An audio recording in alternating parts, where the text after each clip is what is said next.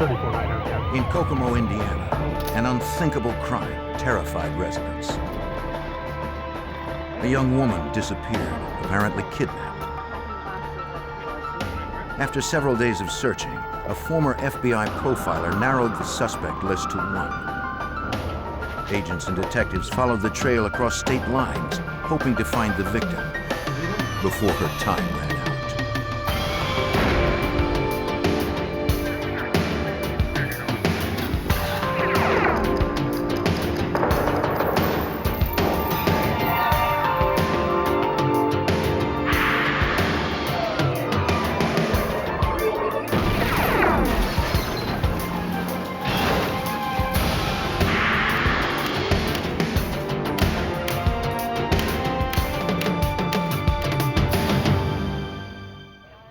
Drops of blood and a torn window screen were all that was left to tell authorities what happened to a woman in Indiana.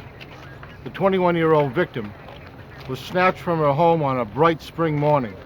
She appeared to have no real enemies. There was no clear motive.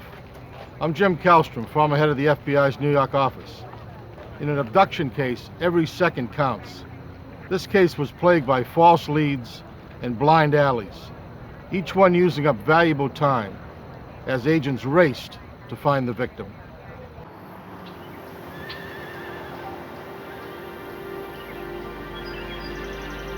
Late spring 1998, Howard County, Indiana.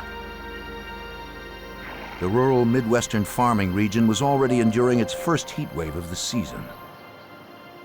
Those who weren't farmers stayed inside to avoid the heat. 21-year-old Anita Wooldridge was one of them. Could you hold on for a second? Thanks. She planned to have lunch with her grandparents and boyfriend before her afternoon shift at a shipping company. Her boyfriend was supposed to pick her up at around noon. I have to go. Okay. But she would never make it.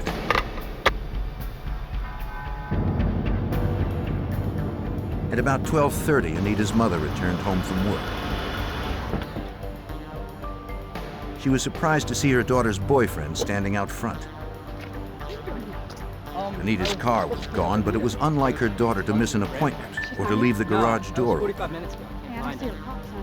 Her mother also noticed that the screen from the kitchen window that faced the garage had been removed. Perhaps someone had broken into the house. The front door was unlocked. Anita! Anita was nowhere to be found. Anita! Anita! In the kitchen, Mrs. Wooldridge spotted blood on the kitchen table and floor. Oh my God. Yes, Anita. She called 911. Howard County Sheriff's Chief Detective Steve Rogers responded to the call.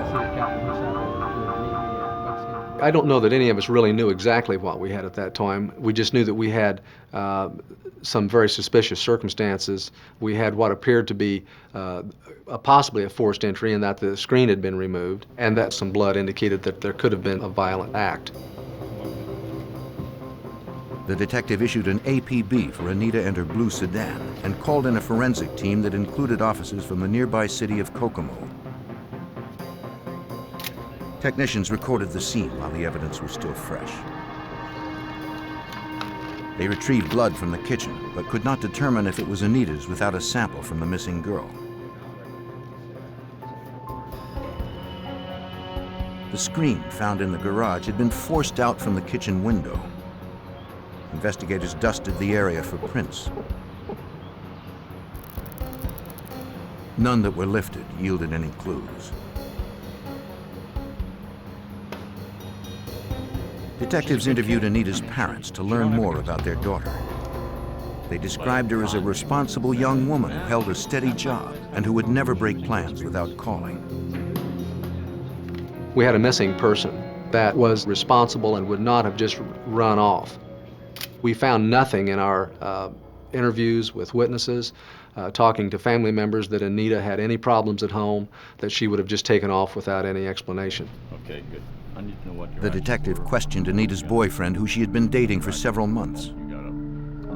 I came over here He claimed to have arrived at Anita's at about 11:45 and had been there for 45 minutes when her mother pulled up. Just hanging out. Pick up Anita. Before that, he had been with friends until around 11. 11:45.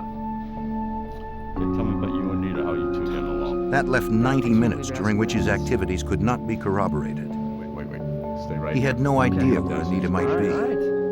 and agreed to come to the station for further questioning if necessary. We were fine. It was boyfriend, girlfriend. Authorities examined Anita's bedroom. Mrs. Wooldridge pointed out that Anita's work clothes were still there.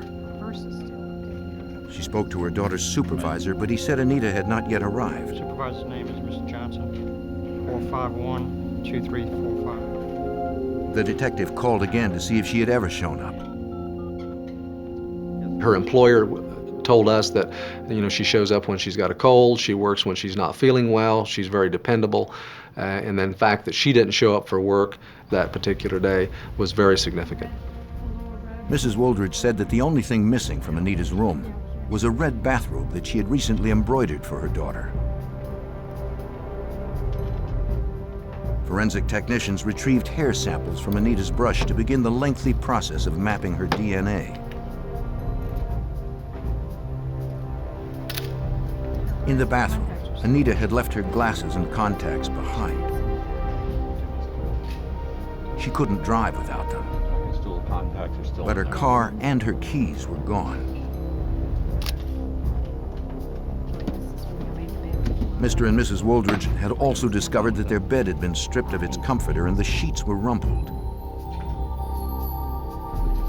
Investigators suspected that Anita may have been raped there. Okay, and that's all. Thank you very much. Forensic technicians processed the room for any physical evidence. Okay, license go up. Okay. They examined the bed with ultraviolet light, searching for seminal fluid on the sheets and blankets.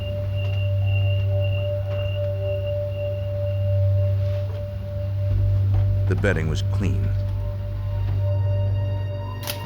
In the garage, a detective found a wad of electrical tape. Long strands of hair that resembled Anita's were tangled inside. Police suspected it had been wrapped around the victim's head to hold a gag. If that were true, it may have meant that Anita was taken from the house alive. Detectives spread out from the house looking for witnesses. There was a neighborhood search conducted by talking to neighbors and walking areas and see if she had been seen anywhere. And at the same time, we were trying to develop any potential suspects by talking to people that she routinely came in contact with. A deputy interviewed a neighbor who lived across the street from the Wooldridges. He remembered seeing someone in front of their house that morning. At about 10:30, the neighbor spotted a man carrying a blue backpack heading towards the front door. He saw no one else outside after he returned from his errand a half hour later.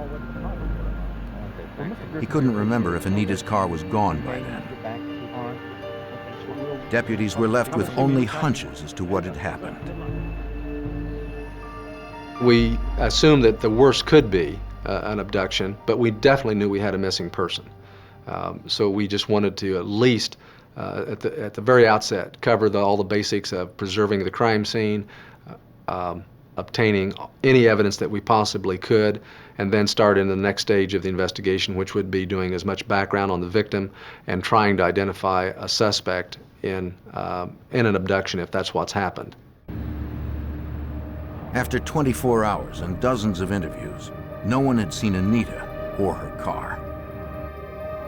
Detectives interviewed a man who was a friend of Anita's father. Not really. He claimed that he had spoken to Anita on the phone the morning that she disappeared. Verify, make sure this is the phone number that you had called. The Wooldridges' records confirmed it. Can you tell me about the phone conversation? The man said he called at about 10:30 or so and asked to speak to Mr. Wooldridge. Hey. Anita said her father wasn't there and that she was the only one home. Right now. Before she could take a message, she asked him to hold on. Someone was at the door.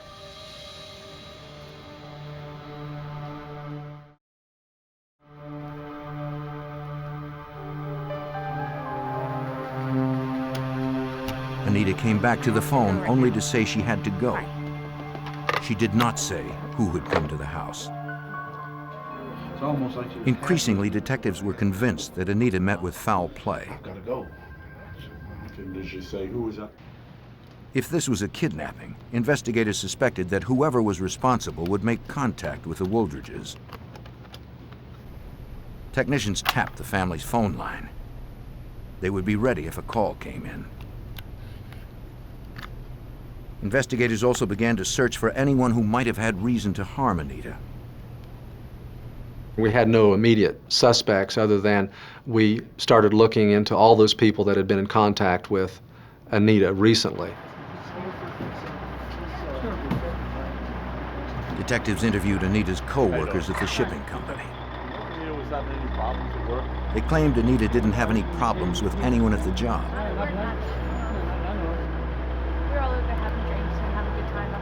But they did remember something a few weeks before she disappeared. At a place where the employees often went to relax, Anita's co-workers saw a man approach Anita. He worked with them at the shipping company and had had several drinks before he started teasing Anita. And not with you, thank you. Anita was polite but clearly annoyed. The witnesses thought he didn't appear too happy that Anita had brushed him off. Swaggers up to her. They added that the man had not shown up for work the day that Anita disappeared. And you could tell by the look on her face she did not like it.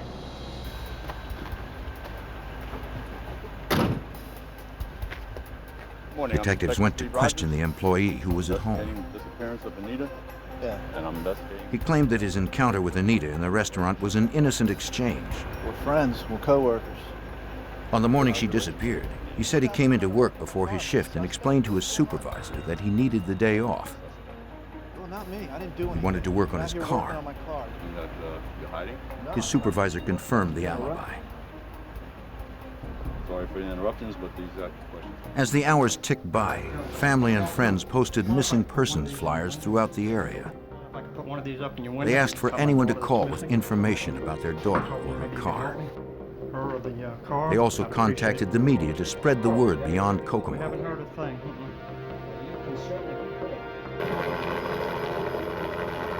Air surveillance and concerned citizens fanned out across the rural region to assist officers in the search.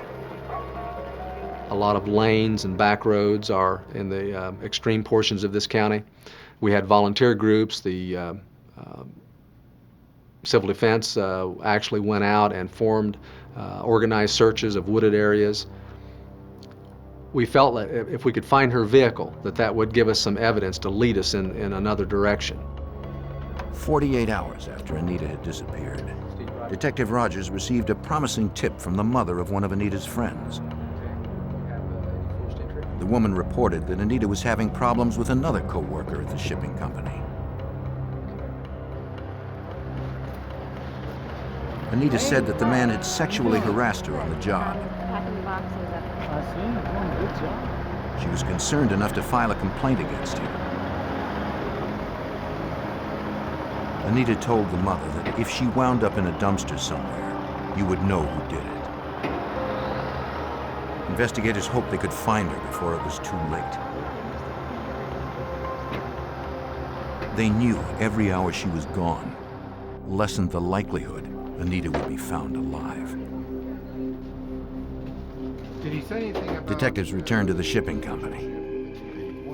The supervisor told them that he had no record of a sexual harassment complaint filed against the employee. He left on his own accord. He added that the man had resigned 3 weeks earlier and left the state for college. The suspect remained on the list until detectives could determine his whereabouts at the time of Anita's disappearance. While the lead was being checked, investigators continued their search for suspects in the area. They asked Anita's boyfriend to take a lie detector test since his alibi could not be corroborated on the morning Anita went missing. The test consisted of only 2 questions. Did he have anything to do with the disappearance of Anita Wooldridge? And did he know where Anita could be found? He answered no to both, but was found to be deceptive.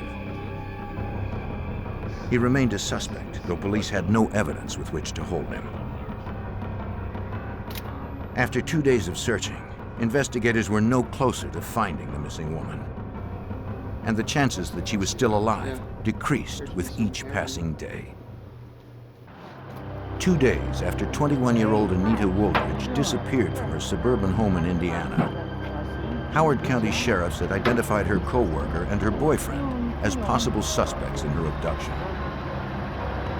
Though evidence found at her house suggested that she'd been taken alive, investigators knew that time was against them.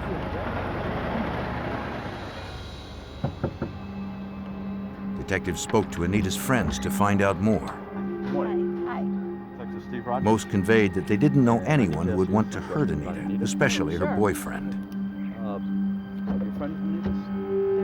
One friend, who had previously worked with Anita at a gym 2 years earlier, said that Anita was nice to everyone, including difficult people. She recalled a member from the gym whose behavior towards the women there was crass. What's wrong? His name was Victor Steele. They found him offensive. Is that steel? Yes. But he remained undeterred. Steele bothered Anita in the same way, Oh, no. Oh no, how about a towel? Yeah, I'll take that. but she remained characteristically polite when she rejected him, according to Detective Steve Rogers. What did I do? Anita was a personality that she was always very forgiving and willing to try to work with anyone, and that she had made an extra effort to try to get along with this individual.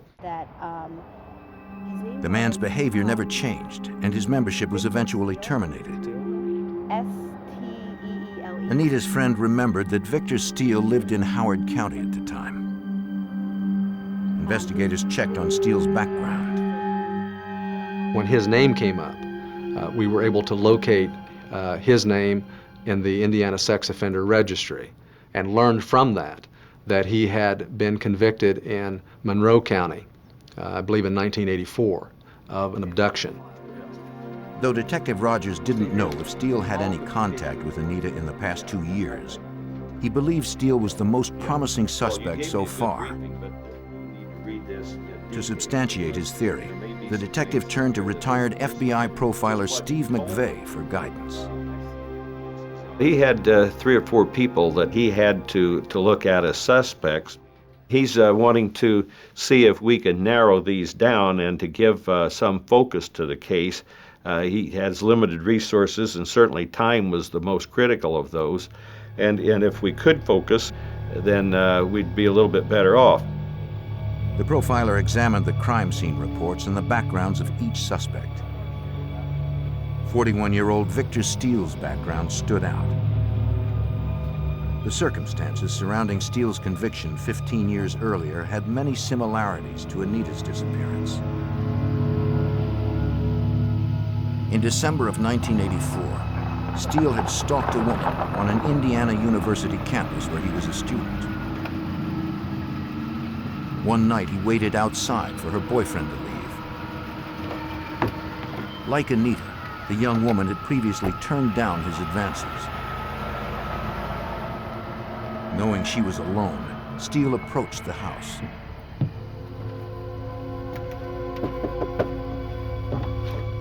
Hey, what are you doing? When the woman answered her door, Steele pushed his way inside. Just want to talk to you, that's all. Want me to talk to you. You treat me terrible. I don't understand it. He pulled a knife from a blue backpack and threatened to kill her if she did not submit to being raped. He'd had contact with her. He didn't live all that far from her. He carried the backpack that he had, as same as in the first instance, which he used as a crime kit, where he brought his tape, his ropes, and whatever else that he was going to use. And that's very, very distinctive. After raping her, he forced her to walk with him at knife point. He told her to act like they were lovers or else he would stab her. The profiler recognized that part of Steele's fantasy was to feel like he was her boyfriend. He had hoped to make this gal love him, his victim love him. He didn't look at it as a rape. Now, 15 years later, if it were the same guy, he would have the same signature, but he would be more sophisticated about it. Most importantly, Steele did not kill his victim. Want to go? He released her on the condition that she would not call the cops. She agreed, then ran to the nearest phone to call 911. Victor Steele was arrested hours later.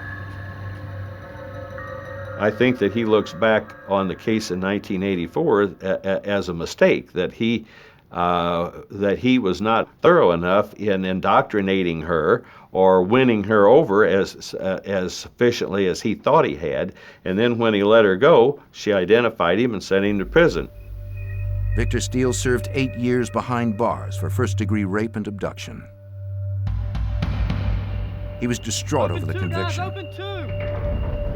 In prison, Steele attempted suicide twice. If he had abducted Anita, he was not going to make the same mistake again. Victor Steele wanted to find a lady that he could, in effect, make love him. And if he couldn't, if it didn't work, then he was prepared, in my opinion, to kill her. And so, love me or I'll kill you is a very succinct description of what went on in this case. The profiler stressed the importance of not revealing the investigation to Steele. If the suspect felt police were on to him, he would probably kill Anita and himself. Kokomo City Detective Michael Holzapfel was called in to work undercover and help locate the suspect. The task of finding him involved us immediately in doing a surveillance of his last known residence, which was the home of his mother, which was on the outskirts of our city here in Howard County. 2.5 days after Anita disappeared, police set up outside the Steele residence. No one was seen entering or leaving. They needed a way to find out who was inside without blowing their cover. A car parked in front might be their way in. We observed that there was a vehicle for sale outside of his house.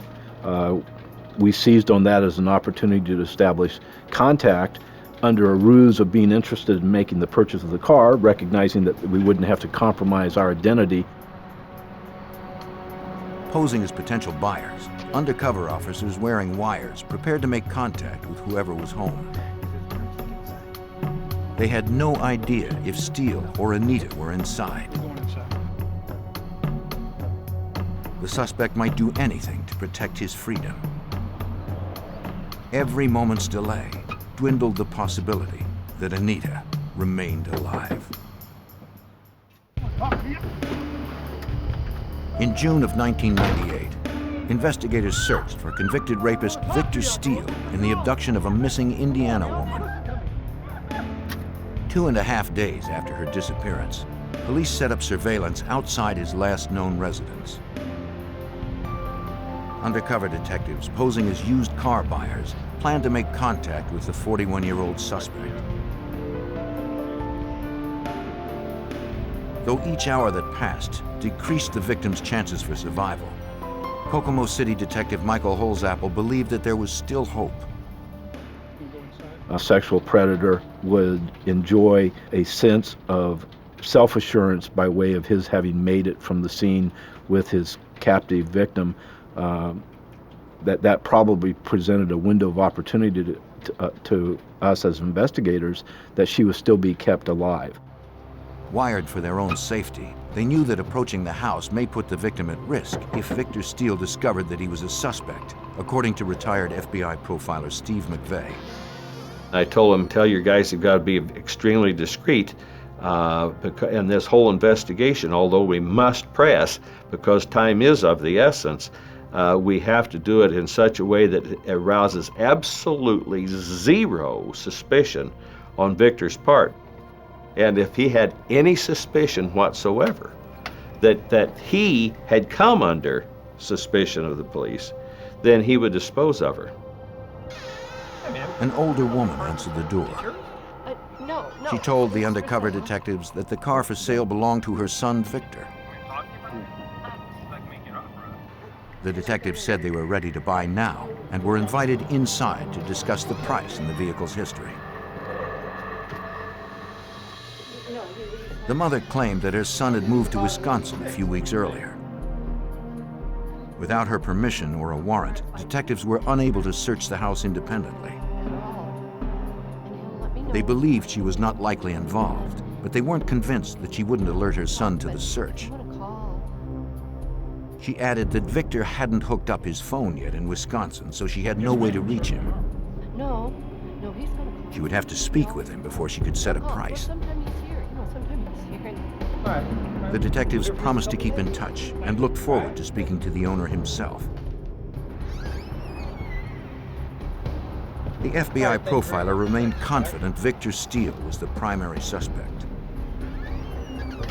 We could not eliminate him, and in fact, the secure place that I thought he would have taken her to, and where he could spend a significant amount of time with her, might very well be in a totally different area where no one knew him at all, and no one would have any idea of looking for him there.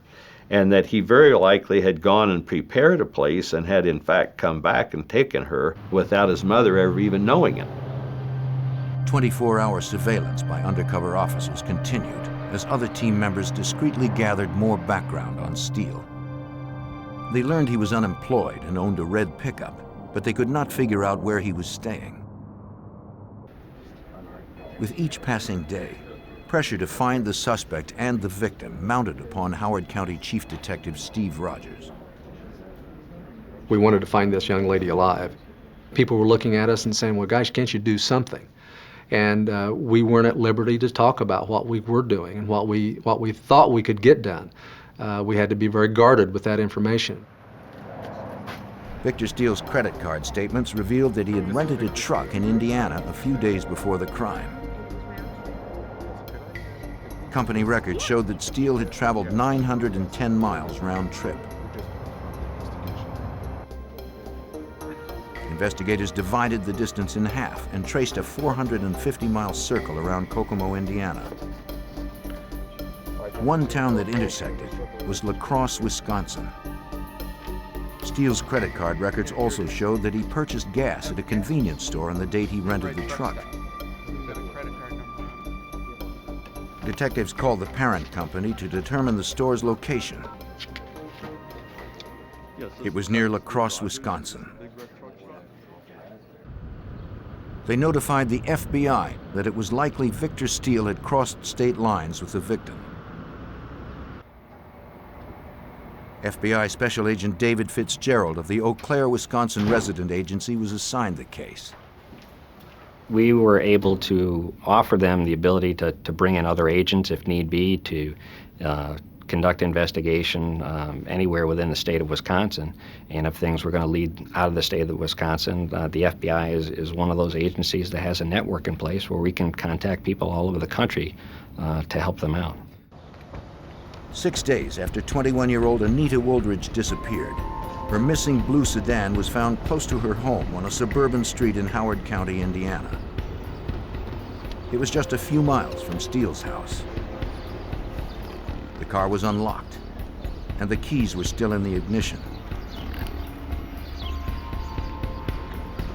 Investigators feared Anita's body might be stashed in the trunk.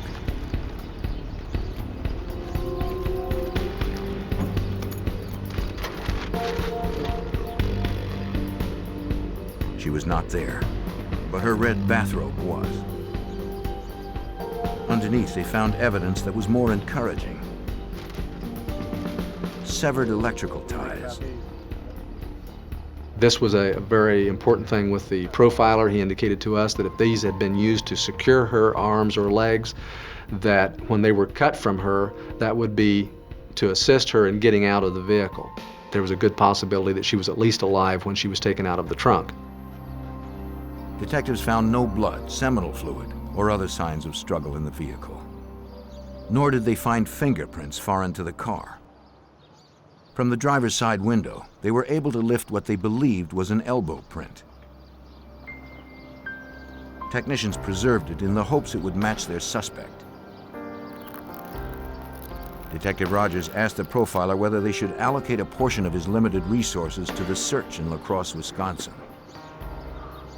Steve Rogers asked me if I thought it was worth him taking a troop of his people to Wisconsin to look for. We even had the name of a town where a gas purchase had been made. Now, that was really iffy in terms of that specific town being exactly where he had her. That part I was not certain at all about, but we had nothing else at that point. A contingent of Indiana detectives headed for La Crosse, Wisconsin, where they believed Steele had taken Anita. They met with Special Agent David Fitzgerald and La Crosse police at a command center in the city of 50,000. They really didn't have any specific information that Victor was here and he was here now, nor did they have any specific information that the victim, Anita, was here and was here now. And they kind of looked at us and said, you guys must think we're crazy for being here. But, you know, they had been up for a day and a half and felt pretty strongly that something was going to happen in our area, and we were just there to help them. Not wasting any time, that evening investigators split up into several teams, looking for Steele's red pickup truck on the streets of La Crosse until 4 in the morning. But without an address or even a general location of where Steele and his victim may be, the search was fruitless. Once again, they turned to FBI profiler Steve McVeigh to help eliminate locations. They asked me whether they were looking for a victim or a dead body. I replied that it was most likely that she was still alive and would be, as long as he thought he could control her, and that he was not under suspicion by the police. That he would keep her for a fairly significant amount of time. He would keep her in a place that he had absolute control over and felt totally secure. Investigators clung to hope that a week after her disappearance, Anita Wooldridge was still alive. 7 days after 21-year-old Anita Wooldridge had disappeared from her suburban Indiana home, authorities believed it was possible that she was still alive. They suspected convicted rapist Victor Steele was holding her somewhere in La Crosse, Wisconsin. But Chief Detective Steve Rogers had no proof and no known address. We had a hope that she was alive. We did not know that she was alive. This was our last-ditch effort to find her, in the sense of finding her alive, that we had to get there, set up a command post, and be ready for when we received the information where he could possibly be. Remember us? To get it, undercover detectives wearing hidden transmitters returned to Steele's last known residence, his mother's home in Howard County, Indiana. Posing as interested buyers for the suspect's used car out front, officers hoped to glean Steele's whereabouts from his mother. Kokomo City Detective Michael Holzapfel was aware of the danger. Our concern was that if we were discovered making our inquiries regarding Victor Steele at this stage of the investigation, that we might be contributing to the murder of this victim, that it might place her life at immediate risk. It was a risk they had to take. His mother maintained that she still didn't have a telephone number for her son in Wisconsin. But she did have an address. The undercover officer repeated the address out loud to his partner so it could be heard by detectives listening outside.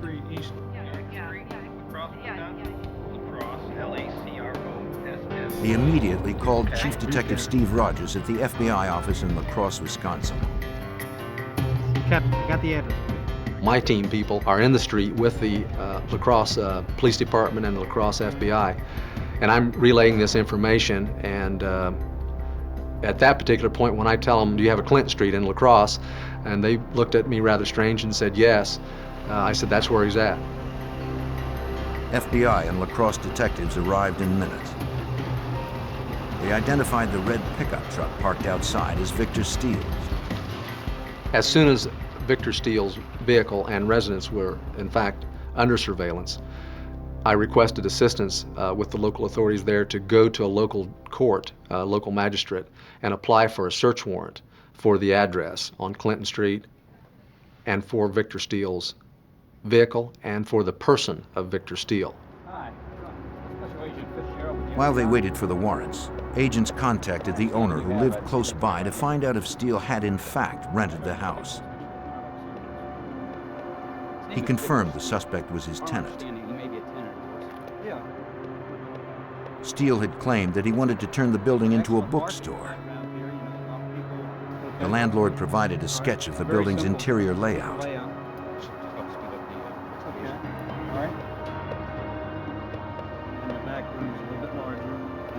He also gave the FBI a key to the front door. Outside the rental property, investigators consulted the FBI profiler.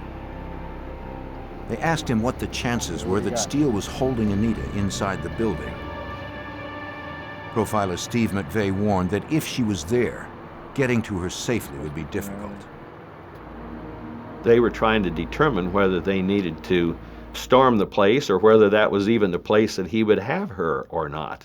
So I was confident he did in fact have her there. She would be very well secured. I did tell him that I thought there was at least a 50-50 chance that should they attempt to storm the place while he's there, that he would kill himself and kill her too. Investigators had no way to confirm who was inside. If they waited to go in, they might be too late.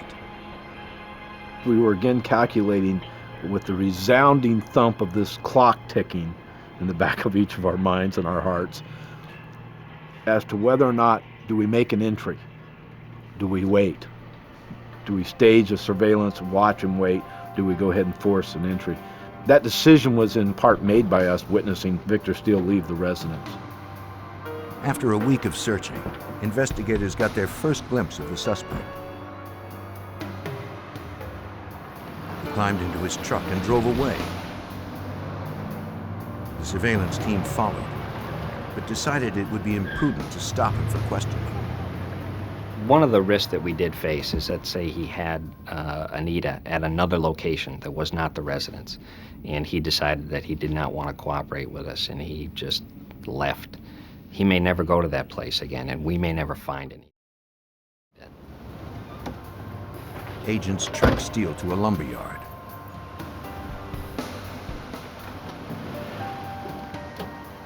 A detective followed the suspect inside.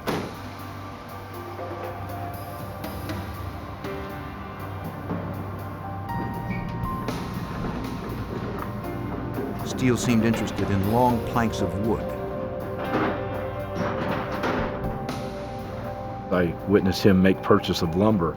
That in itself was a chilling observation and bit of information to convey back to the surveillance team because we had thoughts in mind. What's he using lumber for? To make a cage, to make a coffin?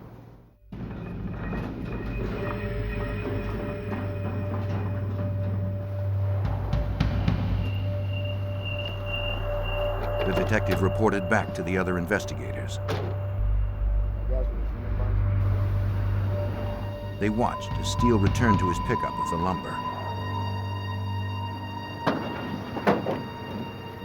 Check it out and call him on the way out.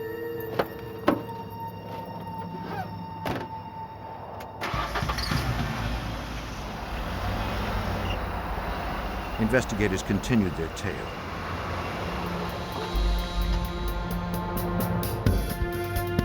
Steele retraced the route he had taken from his rental property. They had to decide soon if they were going to risk stopping him without knowing for sure where he was going or where he had stashed Anita. If he had her alive and she was somewhere else, he would have went to her by now. But since he had not been away from the residence to any other location, we felt strongly that if she was alive, that she would still be there at that residence. They decided they weren't going to let Steele return to the rental property.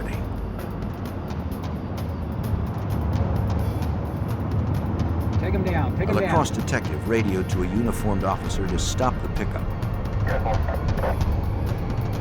The decision would mean the difference between life and death for Anita Woolridge.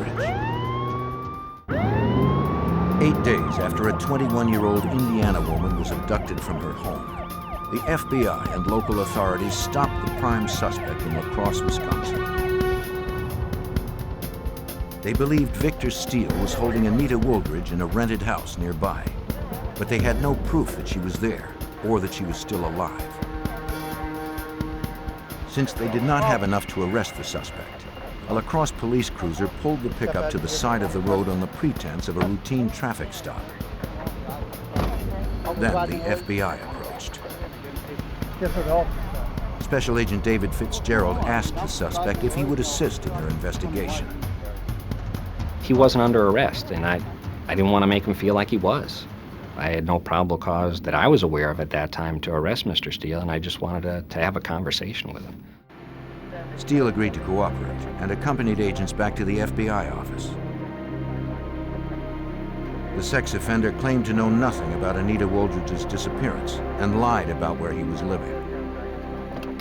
Mr. Steele indicated that he thought that he had been stopped by law enforcement officers for his failure to register as a sex offender in the state of Wisconsin. And he indicated that he had been in Wisconsin for a couple days and that he was staying in his truck. At Steele's rental property, investigators prepared for entry. They would be ready when they got word the warrant was signed by a judge. It was a difficult wait for Detective Michael Holzak. The greatest anxious moments of the investigation I would describe occurred in awaiting the arrival physically of a search warrant that was being then prepared at our command center. We had Victor Steele. He was no present threat to anyone. We didn't know what the condition or circumstance Anita was suffering at that moment. They got the warrant. The entry team used the key provided by the landlord. They exercised extreme caution, aware that the place may be booby-trapped. Anita, police! Officers swept through the rooms, including the basement, announcing their presence.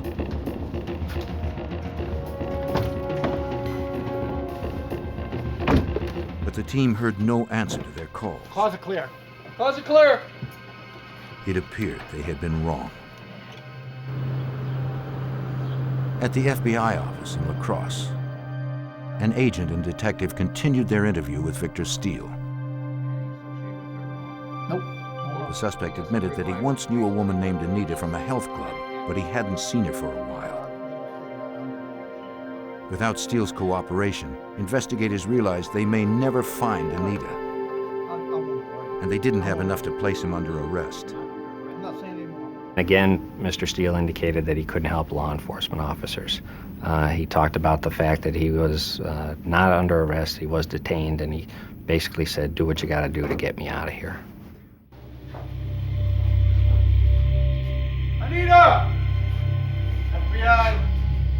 In the last room, authorities spotted a large metal cabinet lying face up on the floor.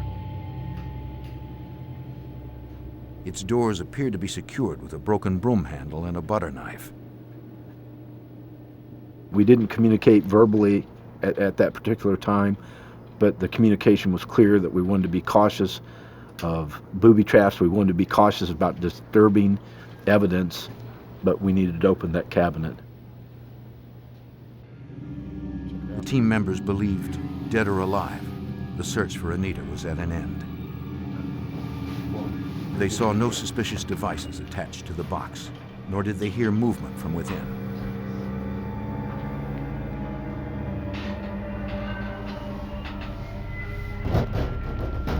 Carefully, they freed the cabinet's handles.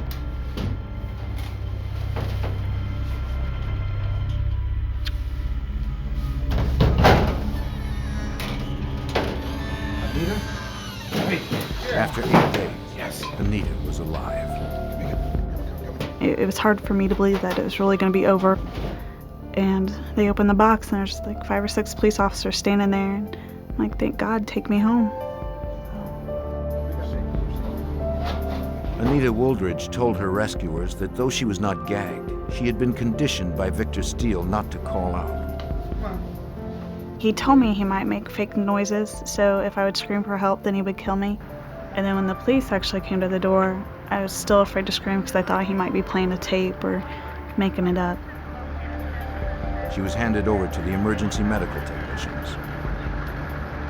Except for dehydration, she remained healthy even after her long ordeal. Victor Steele was placed under arrest for kidnapping and sexual assault. He remained unfazed. Victor really was not remorseful about what he had done. It appeared to me that if there was any remorse, it was in the fact that he had been caught. From the health club where you used to Anita work, had little to eat during her captivity. She ate her first meal as she explained to investigators the events that began 8 days earlier. Victor Steele arrived at her home at about 10:30. She recognized him from the health club and invited him in. He told her he had been out riding a bike and asked if he could come in for a glass of water. Didn't seem like a big deal that he came to the door. I knew he rode his bike everywhere, and I mean, it was really hot that day. And I just never second thought I was going to get him a glass of water, send him on his way. Anita asked Steele to wait while she wiped up blood from the kitchen floor where she had cut herself earlier. When her back was turned, Steele drew a stun gun from his backpack.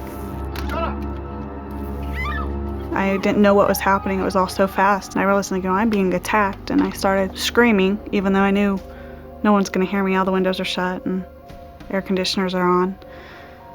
And then when he hit me in the stomach, I lost all control of my legs. Like, they just went limp.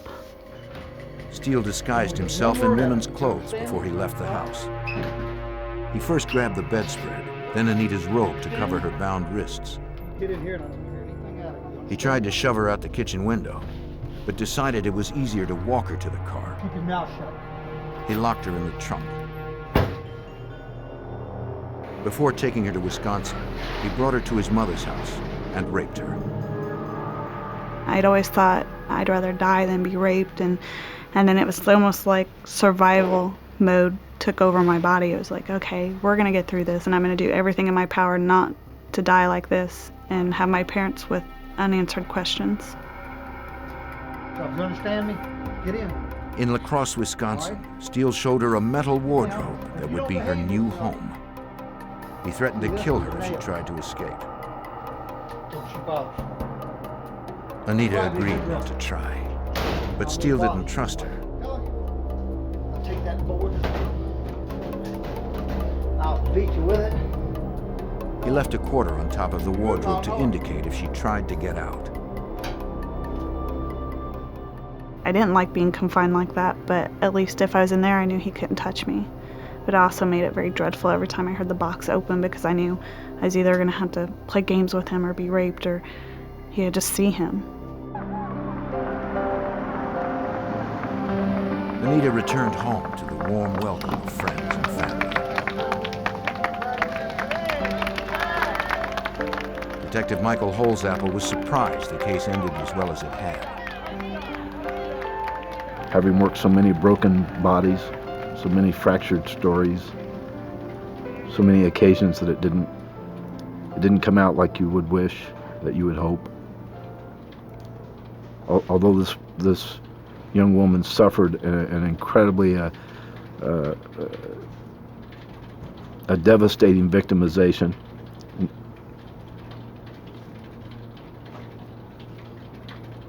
she's still alive, and people work together to support her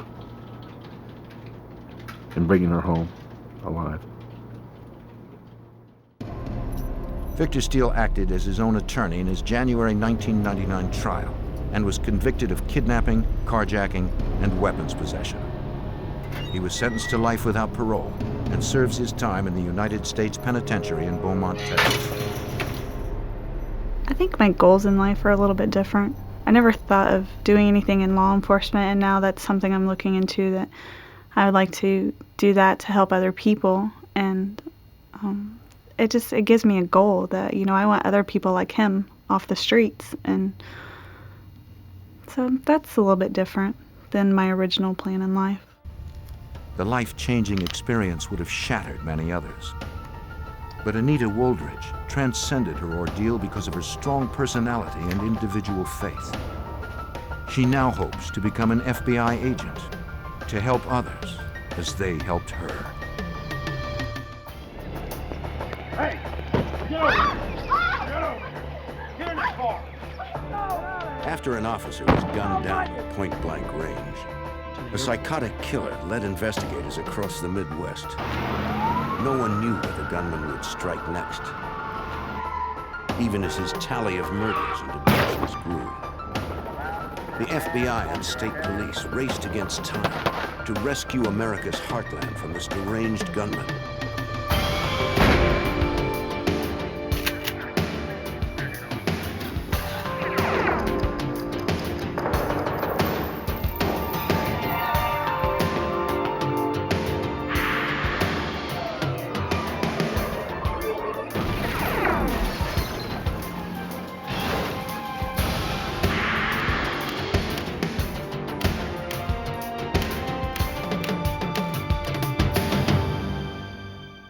A small town without any crime was turned inside out by the arrival of one dangerous stranger. Some killers are cold and calculating. Others are impulsive, unpredictable, and hard to pin down. I'm Jim Kallstrom, former head of the FBI's New York office. To flush out this killer required a SWAT team and a profiler who determined he would not surrender without a fight.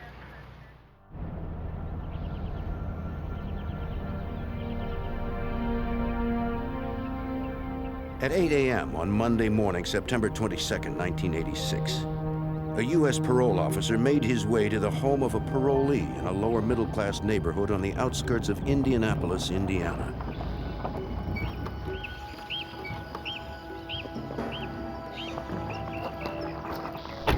It was a routine visit scheduled a week earlier. U.S. probation officer Thomas Gall needed to get a urine sample from an ex-convict to check for illicit drugs.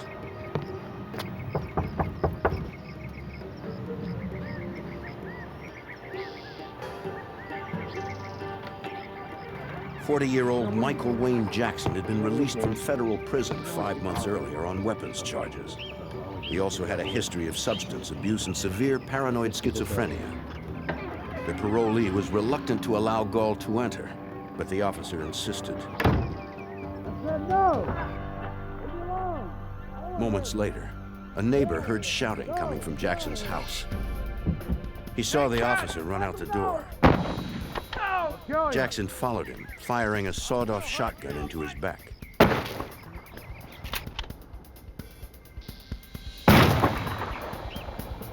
The final shot was at point-blank range. The neighbor called police as he watched to see what Jackson might do next. He told the 911 operator that the ex-convict re-emerged, still carrying the shotgun. But now he was wearing a dark trench coat and heading for his green pickup truck. Indianapolis police raced to the killer's home, hoping to catch him before he got far.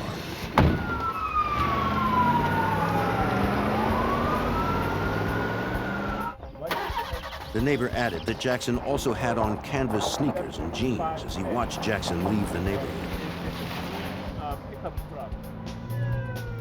Jackson escaped before police could arrive.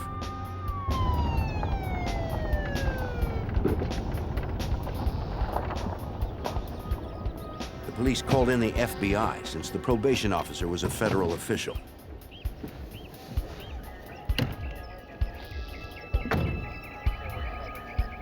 "39-year-old Thomas Gall had been killed instantly from the shot to his head.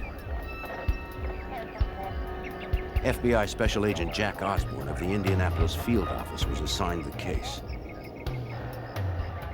When I arrived at the Jackson residence, the victim was still at that scene. We had dispatched numerous agents and numerous police were in the area. We were in the process of identifying any witness we had so that they could be spoken to by the police department and also by an agent. The eyewitness who had called 911 described Jackson's behavior as having become increasingly erratic. At what time did you see the offense? The neighbor said he had seen Jackson outside more than once, talking to himself in a loud and agitated manner. Agents called the parole office to learn more about Jackson's background. While he was in prison the previous year, he had been diagnosed as paranoid schizophrenic with antisocial personality and was to check in through the Indianapolis mental health facility and receive monthly medication for that illness, and they were afraid that he was not taking his medication. Evidence technicians marked the positions of 3 12-gauge shotgun shells found close to the parole officer's body. Thomas Gall had been shot 3 times, the last one proving fatal. On the job for 11 years, the Vietnam veteran was the first federal parole officer killed in the line of duty. Thomas Gall left a young family and many friends. I knew Tom pretty well. I knew his family, knew of his wife, knew that he had 2 kids, knew that he had been in the Marine Corps, had spent a year in Vietnam. We had talked about that a little bit. He was an extremely likable person, was extremely knowledgeable and caring, and it was hard working the case and keeping distance because of that closeness. The inside of Jackson's house was described by officers as unfit for human habitation. Amongst the refuse, searchers discovered the shirt spattered with blood that Jackson wore at the time of the shooting and had since stripped off. Trash and animal droppings were scattered everywhere. There was no electricity or running water.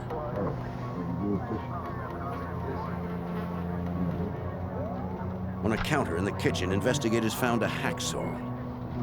They also discovered a sawed-off stock and barrel of a shotgun, likely from the murder weapon Jackson was presumably still carrying. As investigators were processing the house, an alert came across the police radio. All right, we're on our way. 5 miles away, witnesses had reported another homicide. Just 20 minutes after the parole officer was shot, a second man had been killed at a convenience store by a shotgun blast, and a third man had been abducted.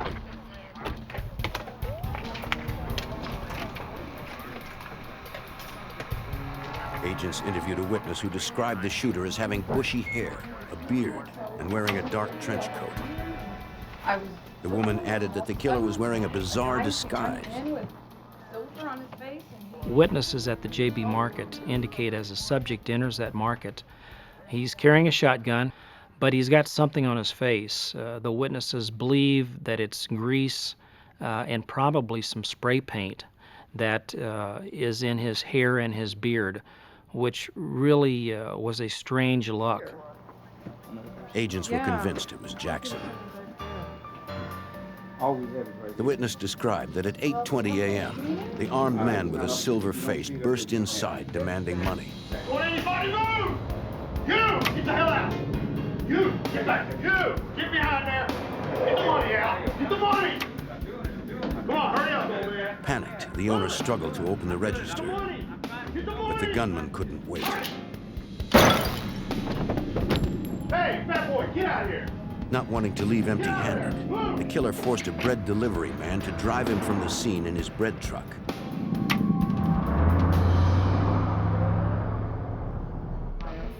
The witness didn't see which direction the bread truck was headed.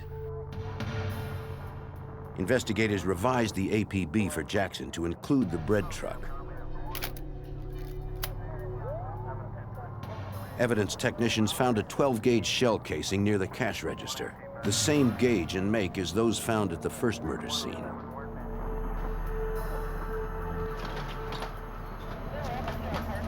Buckshot from the victim was later removed to compare to samples removed from the probation officer.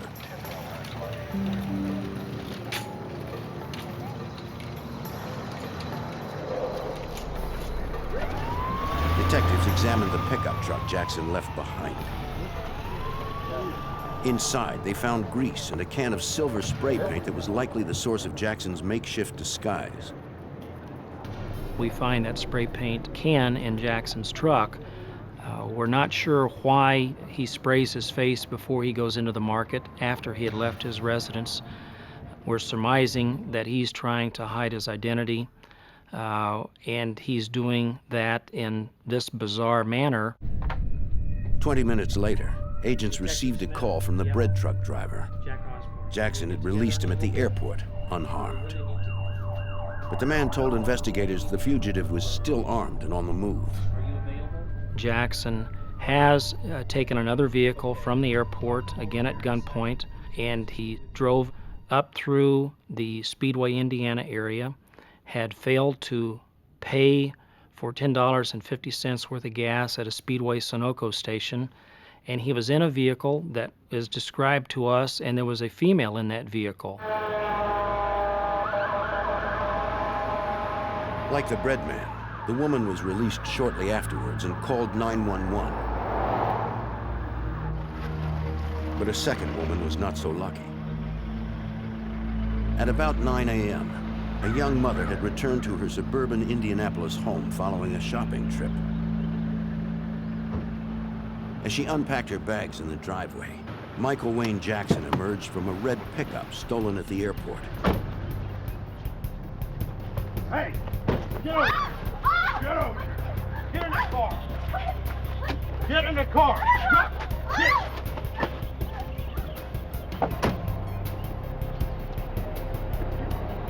She was Jackson's third hostage in less than an hour. Jackson held her captive for over 60 minutes, driving with a shotgun in his lap.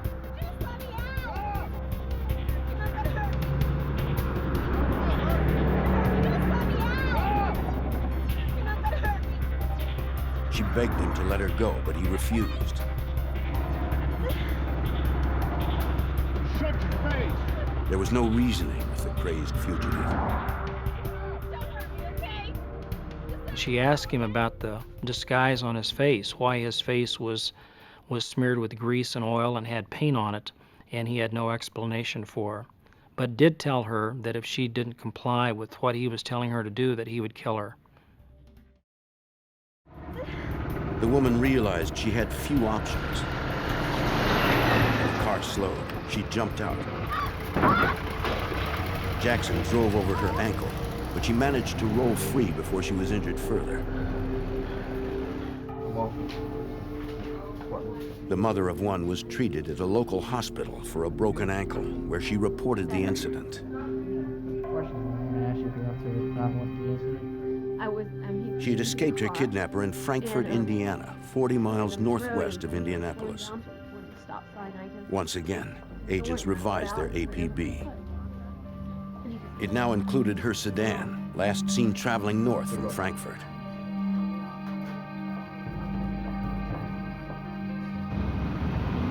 Investigators struggled to predict Jackson's next move. They frantically gathered background information, trying to gain an edge. Mike Jackson had a very extensive criminal background.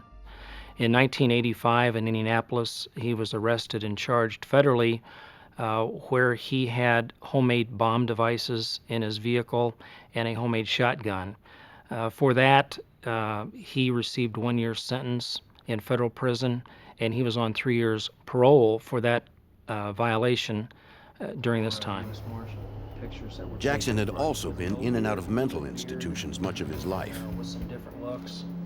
Over the strong objections of his family, psychiatrists had recently released him from a treatment center since his schizophrenia had been stabilized by medication. But without supervision, Jackson had probably stopped taking his prescriptions. Now, this was not really a picture. And after 2 killings and 3 abductions in less than 2 hours, no one knew where Jackson was now. We were in the process of sorting this out, as well as trying to notify all local state emergency people in the state of Indiana, as well as notifying other jurisdictions to help us try to locate Jackson. We knew what vehicle he last possessed in Frankfort, Indiana, and we hoped he was still in that vehicle and was not going to cause anyone else any harm anytime soon. But authorities would be too late. At 10:15 a.m., Jackson decided he needed to change cars again. He barged into the Frankfort, Indiana home of a mother and child. Don't move, kid! Get up! Jackson ordered the woman to get her car keys or he would kill her and her son. Get your purse! Get up, get up. Give me those keys. She complied. Give me those keys. Get, move! Move. Get your kid in the car! In less than 2 hours, Jackson had kidnapped his fourth and fifth victims. Go, move! The killer was becoming bolder and more aggressive.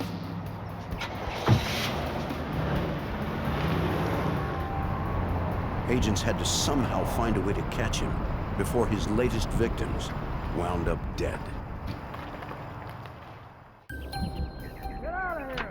By 10:30 a.m. on September 22nd, 1986, 40-year-old Michael Wayne Jackson had murdered his parole officer and a grocery store clerk, then carjacked 5 other people, all in less than 2.5 hours. The FBI and Indiana police believed the killer was traveling north from Indianapolis, but his exact whereabouts and destination remained unknown. Now, hurry up! Armed with a sawed-off shotgun and his face painted silver, investigators believe Jackson was suffering from a psychotic episode after failing to take his medication. Let's stay at work.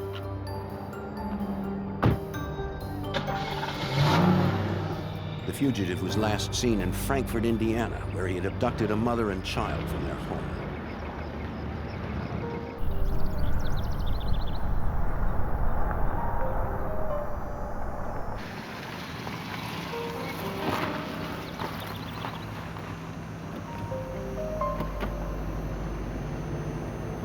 Get out of the car! No one knew what he might do next. Get out of the car! Get over here!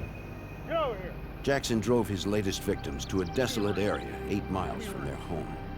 Give me that ring! He stole the woman's wedding rings, then ordered them to the side of the road. Move it!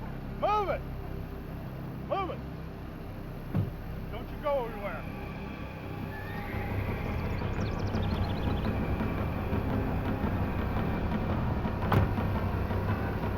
Though the woman and her child survived unharmed, it was 20 minutes to the nearest phone before she could report the killer's last known whereabouts. At the FBI office in Indianapolis, 3 hours after Jackson's crime spree had begun, Special Agent Jack Osborne issued a federal murder warrant for the fugitive. But with so little information on his exact location, it would be difficult to prevent Jackson from striking again. Up northwest of Indianapolis at Frankfort. So that's our last spot. So we now had Jackson leaving or driving away from the Frankfort, Indiana area, but really had no idea where he was headed, how he was going to get there, what route he was going to take, or if he might grab somebody else in the next few hours. So this is our 5th location.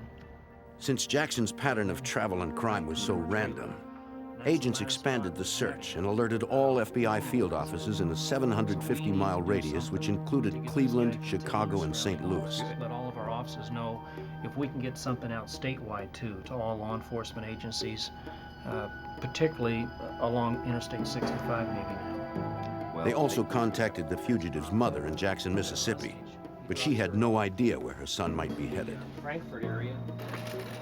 Investigators kept the media informed, too. By noon, Michael Wayne Jackson's photo was on every news program in the Indianapolis area. 6 hours later, the fugitive surfaced close to St. Louis.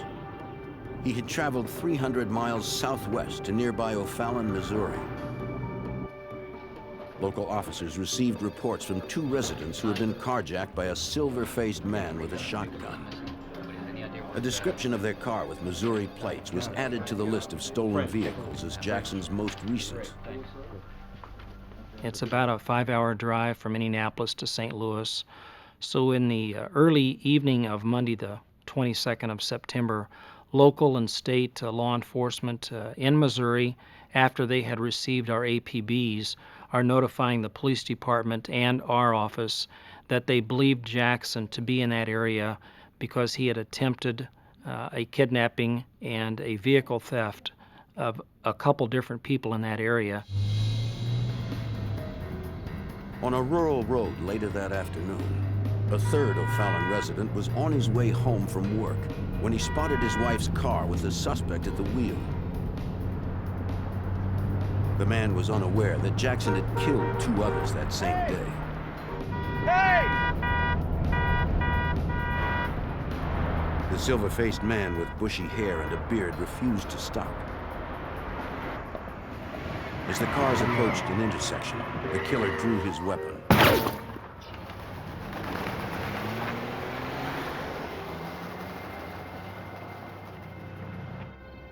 At 7 p.m. that evening, the man reported that the shooter only hit the front of his car.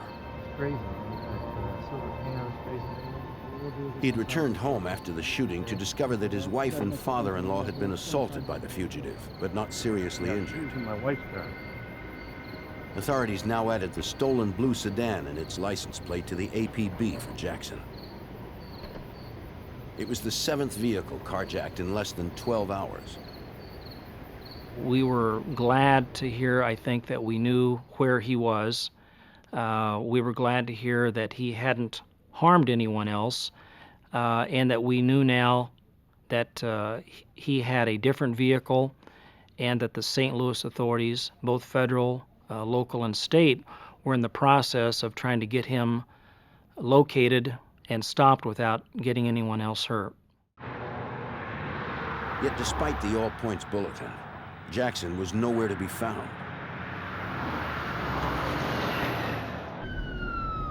Missouri State Highway Patrol officers responded to an accident near I-70 in O'Fallon, close to where the fugitive was last seen. A car had careened into a tree. The driver was pronounced dead at the scene. Given the darkness of the night, officers could not determine the extent of the man's injuries. Suspicious of the circumstances, the man's family ordered an autopsy. The medical examiner determined that the man had been shot in the head at close range through the driver's window with a 12-gauge shotgun, the same type of weapon Jackson had used to kill his parole officer and a grocery store owner.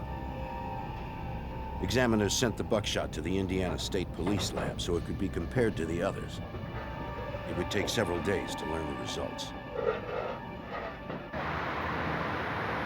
Area patrols stepped up surveillance in search of the armed fugitive.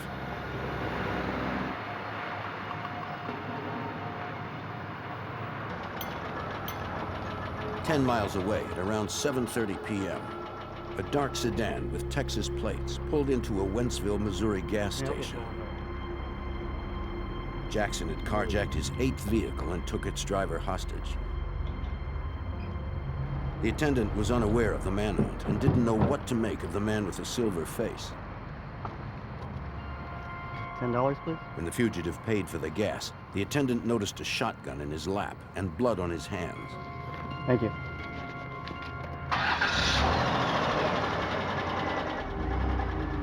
He immediately notified authorities, who once again changed the APB for Jackson. It now included the sedan with Texas plates. State and local officers rushed to the Wentzville area near Interstate 70. They needed to find the spree killer before he struck again. On September 22, 1986, the FBI continued to hunt for fugitive Michael Wayne Jackson, wanted for murdering 3 and carjacking 11 others in less than 12 hours. The silver-faced Jackson was last spotted at a Missouri gas station, armed with a sawed-off shotgun, driving a stolen dark sedan with Texas plates. Thank you. The passenger was the car's owner and was Jackson's latest hostage.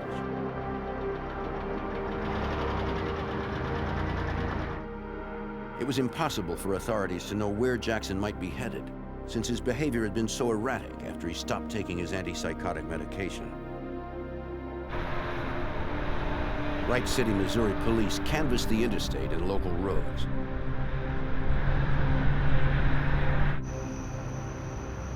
At 9:15 p.m., Jackson was spotted alone in the stolen sedan by the town's police chief and a sergeant. Jackson seemed uncertain of what to do next. The chief radioed for reinforcements.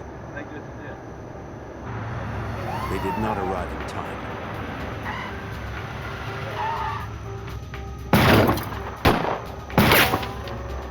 The sergeant was struck in the head.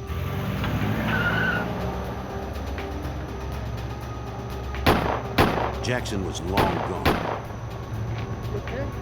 Yes, you all right? Sure. The sergeant's injury was minor, so the chief gave chase, leaving him with a concerned witness. But the chief never caught up with the fugitive.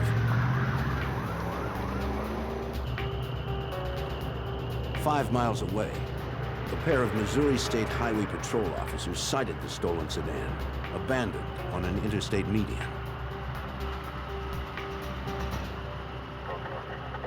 No one was inside, but the keys were still there. Officers then heard banging from within the trunk. Cover it.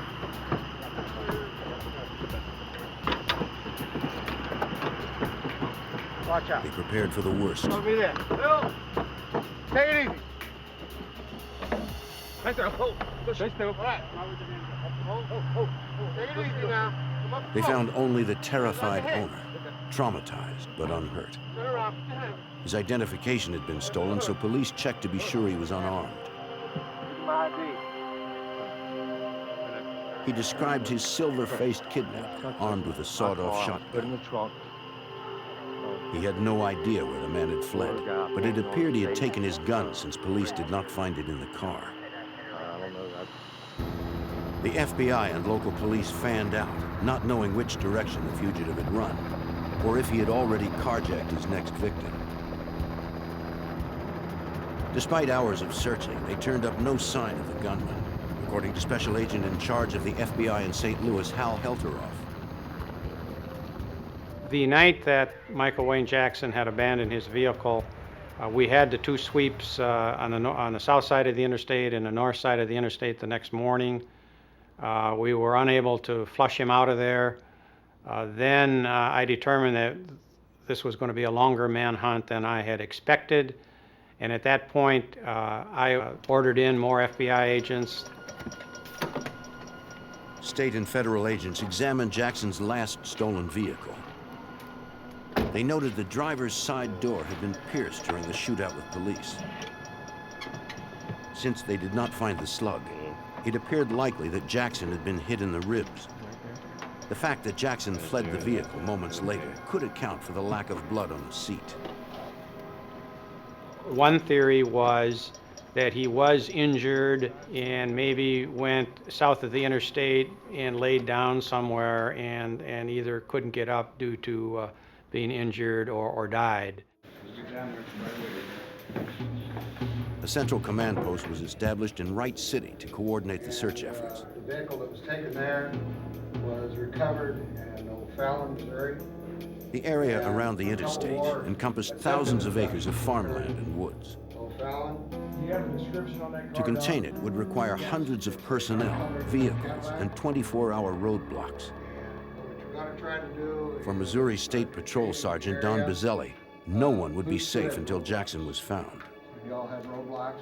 Okay. Information that we obtained from the Bureau about the background on Jackson made us more concerned for the safety of the citizens in Wright City and for the safety of our officers.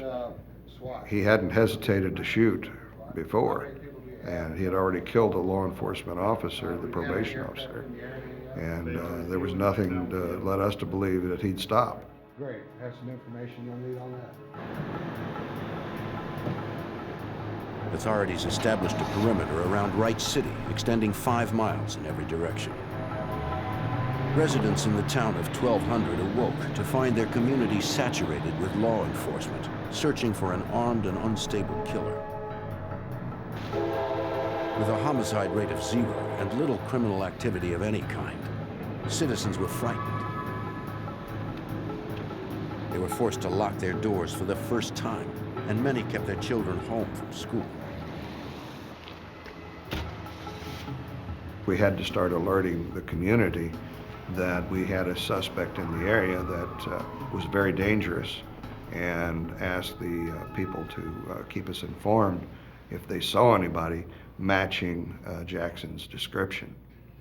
And it didn't take long for the word to get around, of course, in that small community, because our greatest fear was that he would take someone hostage.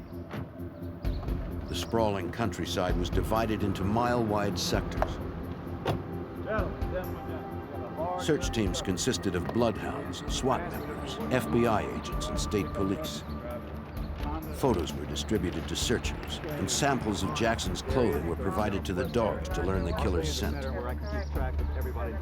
Hundreds of occupied and abandoned buildings dotted the landscape. All would have to be searched. Over the next several days, many locations were explored more than once. It was a tedious and time-consuming process. Bloodhounds, known for their large jowls and long ears which stir minute scents towards their perceptive noses, found few signs of Jackson. At one building, searchers came across an abandoned campsite. But it appeared the cookware and old raincoat had been left behind by an itinerant laborer during the harvest season. Despite a week of searching, the teams found no evidence of Jackson's whereabouts. We tried not to get frustrated. We tried to keep the morale up, saying today's the day, we're going to find him. It's the type of case that your troops are out there and they expect any minute that they're going to get a sighting on him, so that in itself just keeps you going. Media did their part to keep the public informed. While the FBI and State Highway Patrol maintained 24-hour checkpoints on the 27 miles of roadways into and out of the Wright City area, they stopped each car that came through.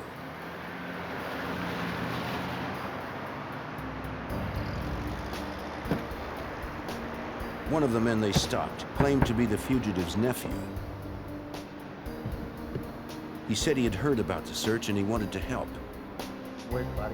He told them his uncle could survive on his own in the woods, and that it was possible that Jackson could be wearing body armor since he owned some. This might explain how Jackson survived a policeman's bullet that had likely hit his ribs. We determined that from the use of dogs, we had tracking dogs and we had cadaver dogs come in, that we could not come up with a dead body. Therefore, I was leaning toward the fact that he was still alive and well. Area farmers tried to maintain some semblance of normalcy, though remaining vigilant. A week into the manhunt, one woman spotted the bearded fugitive in his dark trench coat carrying a shotgun. She called police immediately, but the man disappeared before authorities arrived. 7 days after Michael Wayne Jackson had fled his Indiana home, the spree killer was still on the loose. The FBI knew that they had to find him before he found another victim. By September 28, 1986, a week had passed in the hunt for armed fugitive Michael Wayne Jackson, wanted for multiple murders, carjackings, and the wounding of a police officer. The 41-year-old criminal was last seen, armed and on foot, in the rural area of Wright City, Missouri. Despite a massive search, the FBI and local investigators had found no signs of the killer's whereabouts. The FBI considered the possibility that Jackson had stolen another car and somehow escaped the area. Desperate, they turned to FBI senior investigative profiler Ron Walker for help. Take care. Bye-bye. What they were simply asking for was my estimate, my prediction, I guess, of what he was going to do, what his continued acts were going to be, and where he was likely to go. And really more importantly for them at this period of time was, is he still in the area that they had been searching for 7 days? Agent Walker analyzed Jackson's criminal and psychological history, as well as the reports from his current rampage. Since there were no new crimes recorded in the past week, the profiler concluded that Jackson had not yet left Wright City, Missouri. Well, my opinion was that he was there, that he had probably become disoriented because of his paranoid kind of beliefs, his fear of being captured. He would avoid contact with people unless it would be to gain access to a vehicle to get out. And for that reason, I told him it was very important to maintain a very high profile, a high level of obvious police activity, because you don't want him to have the opportunity to think that he can get a way out by carjacking someone and getting a car and driving out of the area. Since the fugitive was likely still in the area, the FBI called on the experience of tracker Bob Swabe from the Knoxville, Tennessee FBI field office. Swabe is best known for finding Martin Luther King Jr.'s assassin, James Earl Ray, after Ray's escape from a Tennessee prison in 1976. Agents hoped the renowned tracker could locate Jackson based on the minute signs he was trained to read. Very seldom will you find a good footprint. You've got to learn to interpret the disturbance that's on the ground, and the little unusual thing like a leaf that is turned over or a stick that is just a small limb that has been stepped on and crushed or broken. From decades of experience, Swabe can discern the difference between animal and human tracks through the depth of their imprint, the height at which branches or grass are disturbed around them, and their surface temperature. While animals often leave traces of their body heat after resting, humans' body heat is mostly absorbed by their clothing or shoes, preventing their heat from escaping. But since the hunt for Jackson had been so extensive, picking up his trail presented some unique challenges, even for the experienced tracker. There had been so many people in there prior to us arriving on the scene. I mean, you know, that had I guess probably 200 or 300 police officers, law enforcement officers in this whole area searching before we ever arrived on the scene. So it made it more difficult. Then, on September 29, 1986, a Wright City resident confirmed what the profiler had suspected. He reported that his guest house had been broken into. Nothing had been stolen, but he did find a broken mirror, used disposable razors, and an open can of soup. From the bathroom sink, evidence technicians recovered shaved hair, flecked with silver paint. It appeared that Jackson had once again changed his appearance. After 9 days of searching, agents feared Jackson may have slipped past patrols with his new appearance. Special Agent Jack Osborne took steps to alert the public at large. Jackson was added to the FBI's 10 Most Wanted list on October 1st, so we could get some national exposure. Manhunt in St. Louis and the Wright City area had continued for numerous days. There were sightings, but we still didn't know for sure where he was, and we thought that added publicity with him being such a dangerous person is what would help get him located if he had left that St. Louis, Wright City area. On October 2nd, investigators returned to a building they had searched a week earlier. Camping gear that searchers had previously noticed was still there, but one item was now missing: a blue raincoat. They wondered if it was Jackson's and whether he had returned to claim it now that the nights were getting colder. I felt that he was probably going to look for some abandoned outbuilding to hide in, just get out of the weather. You're dealing with a guy here who is who's been on the run, no food or water that we know of to speak of, high strength of emotional and psychological anxiety and arousal. Physically, he would have been very, very debilitated, and mentally as well. As the team approached a nearby barn they had searched before, a tracker noticed a muddy sneaker print leading inside. Jackson was last seen wearing sneakers. Searchers were not sure how old the print was, or even if it was Jackson's. Got a feeling. We knew that there had been SWAT teams there, and we didn't know really for sure whether that was his track or one of our own tracks. Part of the mud had dried up a little bit, part of it was still wet, indicating that it was probably maybe 8 hours old. A single gunshot rang out from the hayloft. One team member escaped unharmed, but another was trapped below. When the shotgun went off above my head, of course there was buckshot flying all over that barn. I don't think any of us got hit by it, but I looked to my left and I saw one of the trackers jump into a stable. Without knowing the gunman's exact location, he couldn't make his way to the door without exposing himself as a target. Yeah. Since the tracker had no radio, searchers spoke to him through the walls. Okay, good.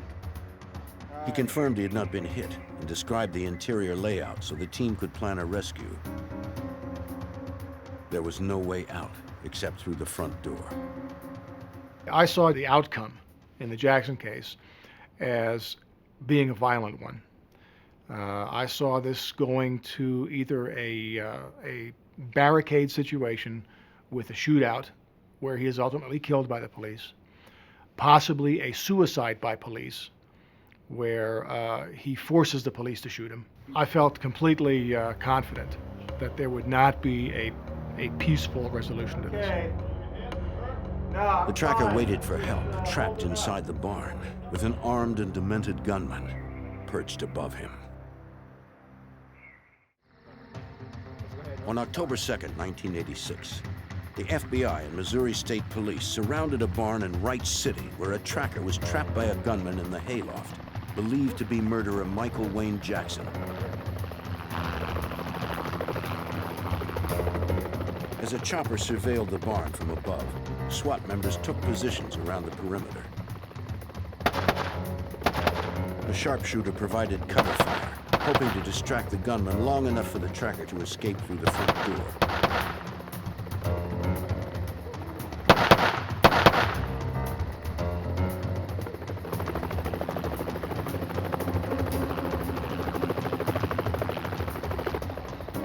The tactic worked.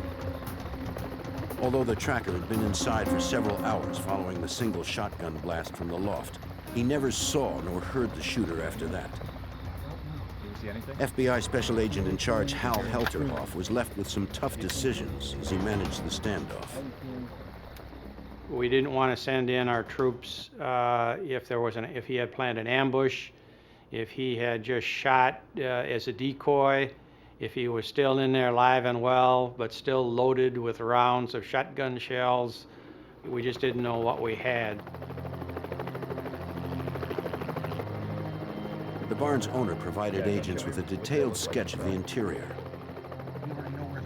The farmer explained that there was tractor storage and some stalls on the bottom floor, with a hayloft above.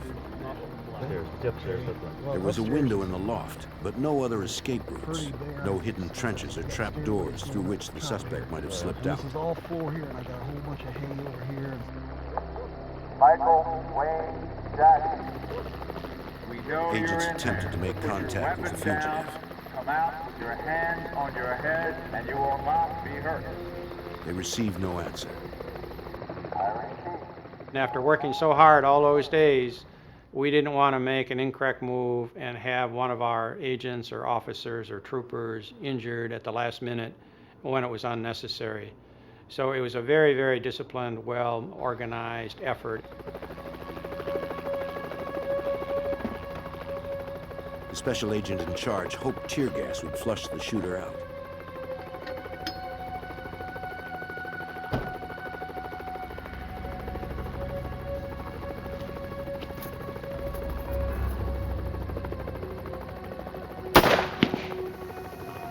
They fired non-flammable tear gas canisters into the loft.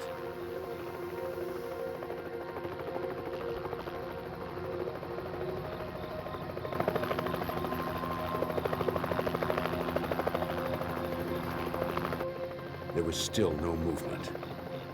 It's so dark, and we were trying to determine, should we have our tactical move, our assault? Should we wait till the next morning or wait till dawn where it's daylight? Again, we went 11 days. What's a few more hours when we know whoever's in there is trapped? And we had weather advisement that a violent storm was going to be moving in around midnight. So the state police and I decided, let's go now.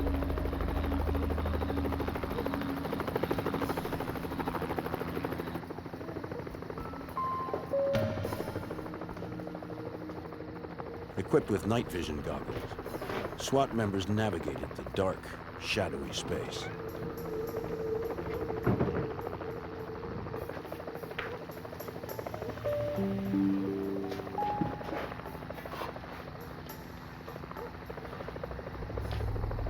A pair of agents provided cover while their partners searched the lower level. They found no one on the first floor.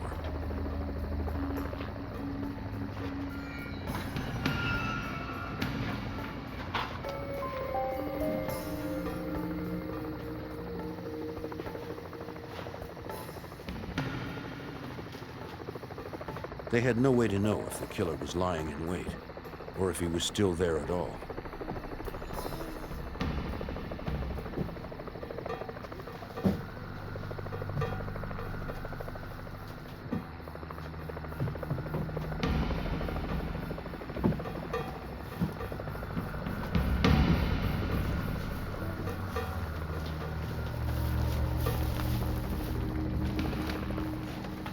Hey guys, I got a body over here.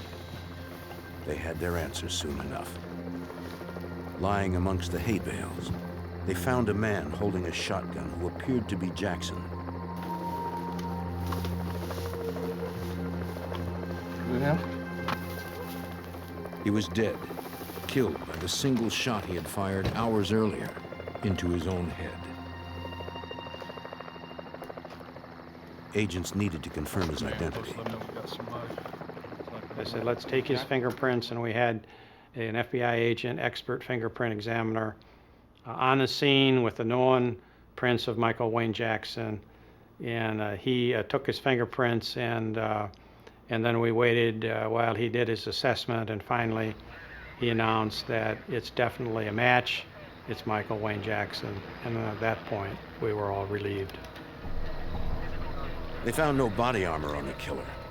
But as the FBI profiler had predicted, Michael Wayne Jackson chose to die rather than give himself up. 11 days after Michael Wayne Jackson killed his parole officer and began his crime spree, the town of Wright City, Missouri was able to feel safe again. It could have ended much worse, according to Missouri State Patrol Sergeant Don Bazzelli. I was relieved for the people that no one else was going to get hurt. That was my main concern. No one else in that community would have to worry about Michael Wayne Jackson anymore.